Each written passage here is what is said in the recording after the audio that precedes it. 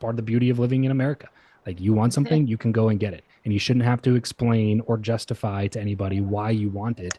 You should just be able to go get it.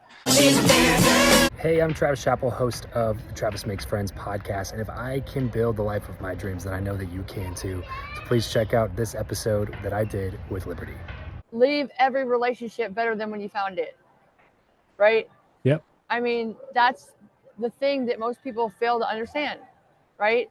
Absolutely. Yeah, that was kind of the sign off for my show for a long time. Actually, something I'm going to start bringing back on the podcast is signing off every show like that, because that is something that rings true for me, and it's something that I believe, and it's something that I just always try to do, if it's possible at all, to add 51% of the value in every relationship and leave everyone, better than you found them, to help out in some way, regardless of what that looks like. So yeah, it's been kind of the ethos of my entire show from the very beginning.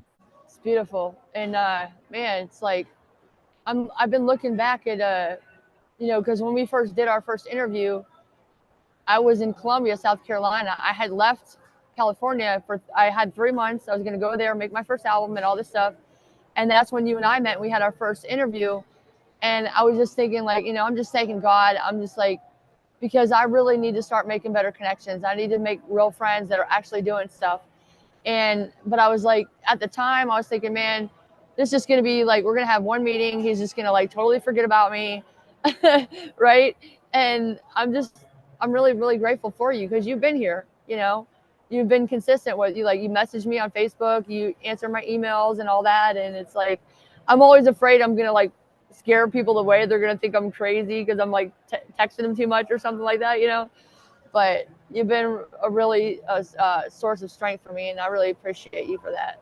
Well, I'm glad to hear that. That's, like I said, that's kind of, if my time is really scarce, so it's not as you might have noticed, it might not be as like in abundance as it used to, in terms of like responding and maybe even depth of the messages that I can send or whatever. But yeah, but I always try to at least respond at some point. Yeah.